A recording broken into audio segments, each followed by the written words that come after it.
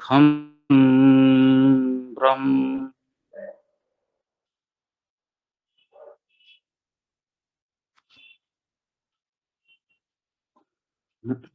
ओम यजुर्वेद अध्याय 36 मंत्र 22। ओम यतो यतः समीहसे ततो नो अभयं कुरु शं नः कुरु प्रजाभ्यो अभयं नः पशुभ्यः। देखिए,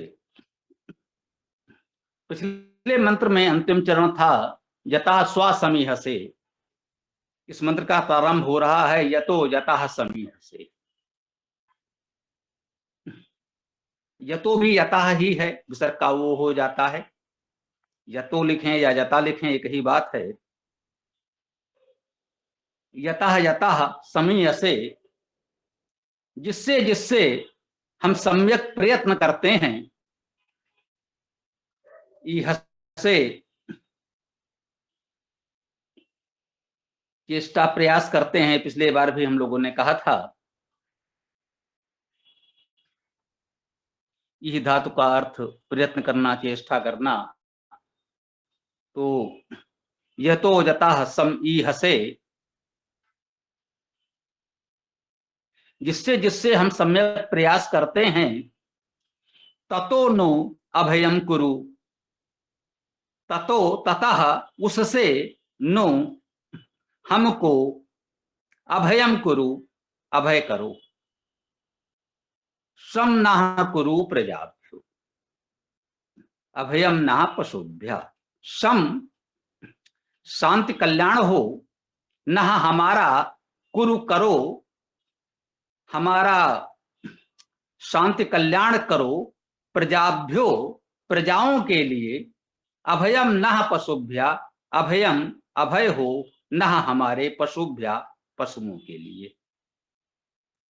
अपने सबके लिए कल्याण कामना की गई है। ओम जतो जता समीहसे, पुनः इसको देख लेते हैं।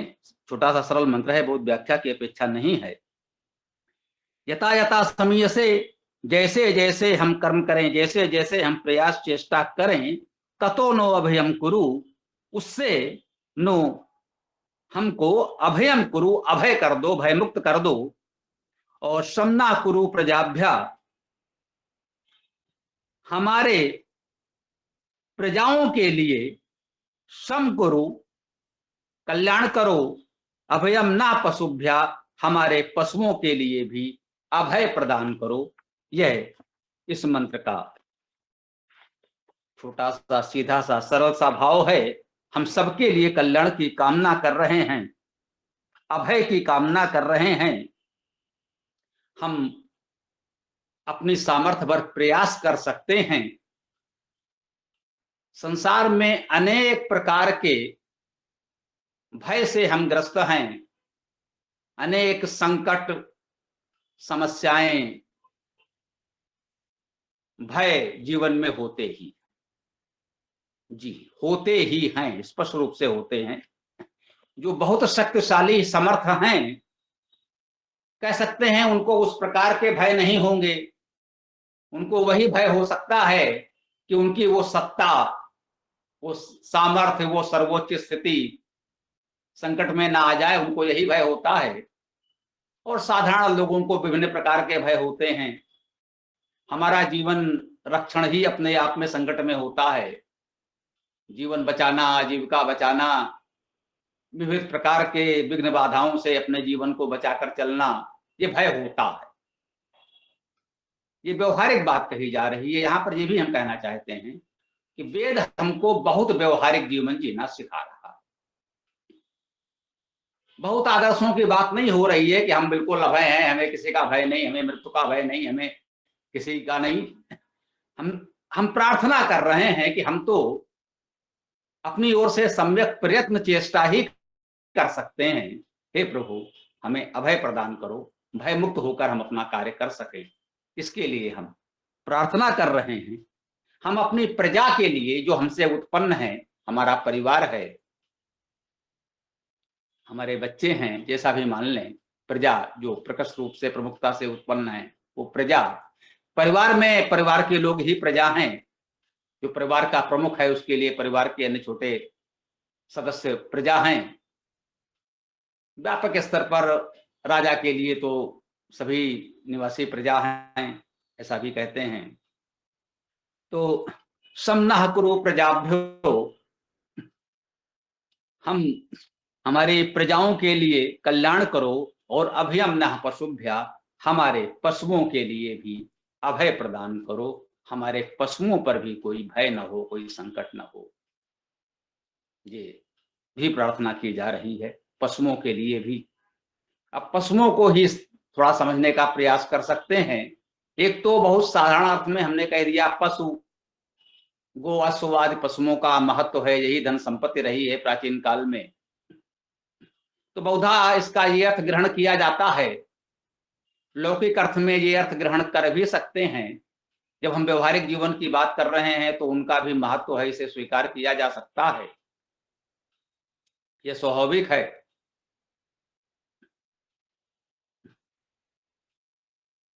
और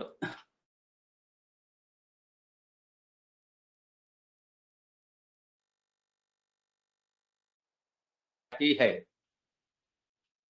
पश्यते इति पशु, जो देखता है वो पशु है। देखने के भी स्तर हैं। एक तो हम आंखों से देखते हैं जो कुछ हमें सामान्य रूप से दिख रहा है, ये भी देखना है।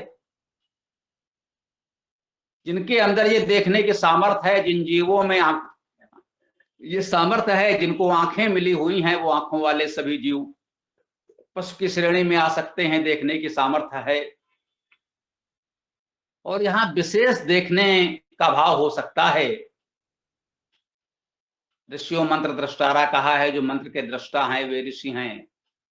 देखने की सामर्थ्य उस स्तर पर हो, जो मंत्रों को देख सकें, तो ऋषि का भाव भी आ गया। और जो हमारे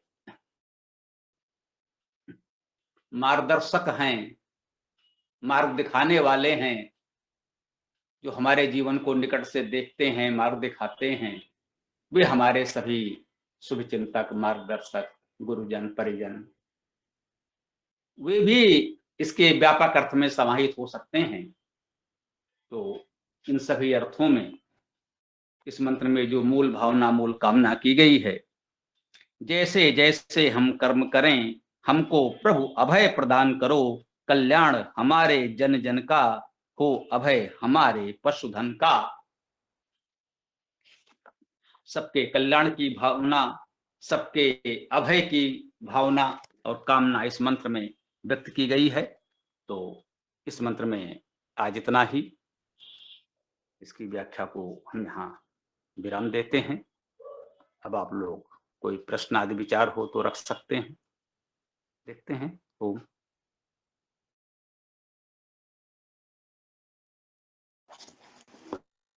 आचार्य जी नमस्ते। आचार्य जी, स्वस्ति वाचन में एक मंत्र आता है, अभयम पश्चाद अभयम, ओम अभयम मित्राद अभयम ज्ञाताद अभयम परोक्षाद अभयम रक्तम अभयम दिवा न सर्वाशा मम मित्रम भवन्तु।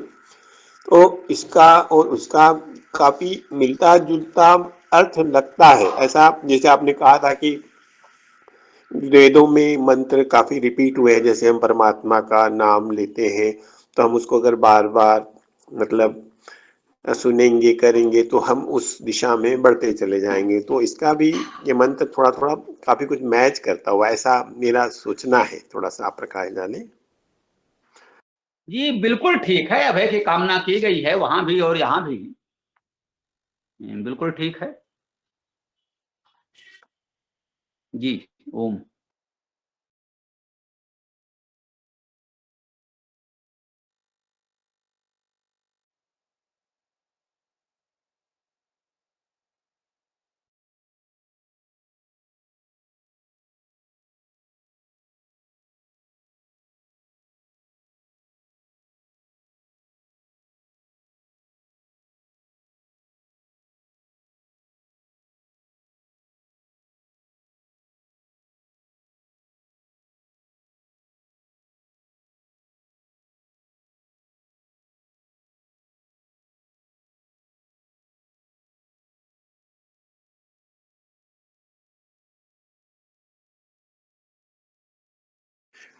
आचार्य जी, आज कोई प्रश्न नहीं पूछ रहा, तो अब मैं छोटा सा, मेरा एक और प्रश्न था। मैं वेदार्थ प्रकाश का थोड़ा स्वाध्याय कल कर रहा था। इसमें प्रश्न नंबर 38 के ऊपर इसमें लिखा है, हमें वेद के विचारों को महत्व देना चाहिए। वेद मंत्रों का अर्थ अपने विचार के अनुसार करने का दुराग्रह उचित नहीं है। वेद मंत्रों का सरल स्वाभाविक शाब्दिक अर्थ सभी अध्येता सहज रूप से जाने तथा उसका चिंतन मनन कर स्वयं अपने विवेक के अनुसार विचार विकसित करें। इसके पश्चात भावार्थ तथा व्याख्या प्रत्येक व्यक्ति अपने विवेक के अनुसार स्वतंत्र रूप से कर सकता है। तो ऊपर लिखा है कि दुराग्रह उचित नहीं है, फिर नीचे लिखा है कि आप अपना विवेक के अनुसार स्वतंत्र रूप से कर सकते हैं। तो यहाँ पर क्या कहना चाह रहे, थोड़ा सा मुझे मतलब संदेह हुआ, तो थोड़ा सा आप इस पे प्रकाश डाल पाएंगे प्लीज। ये तो अच्छा प्रश्न है। क्या और कोई सज्जन इसमें कुछ बताना चाहेंगे? इन्होंने ऐसा कहा है कि जैसे दोनों बातें अलग हो गई, और हमने यही कहना चाहा है कि दोनों बातें एक ही हैं। पुलकित जी हैं क्या? जी गुरु जी। हाँ, कुछ बताओगे? बोलो। हाँ जी, यही कहा गया है सुनील जी कि जो हम अर्थ कर रहे हैं ना, लोग क्या है अपने मन से चीजें जोड़ देते हैं जिससे गलत अर्थ हुए हैं। तो स्वामी जी का कहना इतना ही है कि जो वेद कह रहा है हम उसी को माने, उसके आधार पर थोड़ा सा भावार्थ ले लें, थोड़ा बहुत उसमें शब्द जोड़ने पड़ सकते हैं, लेकिन एक उचित भावार्थ हमें मिल जाएगा। वेद में जो लोग कुछ भी जोड़ देते हैं ना अपने मन से, तो अर्थ का अनर्थ हो जाता है, उसके लिए कहा गया है ऐसा।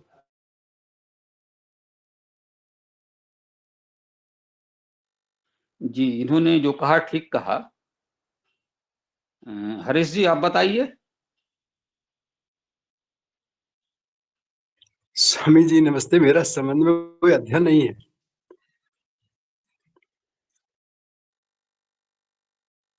जो इन्होंने पढ़ा उसको समझने की बात थी। चलिए, कोई बात नहीं। कोई और है कुछ बताने को? फिर मैं बता देता हूँ जो कुछ शेष रह गया है। पुलकित जी ने ठीक बताया है वैसे तो।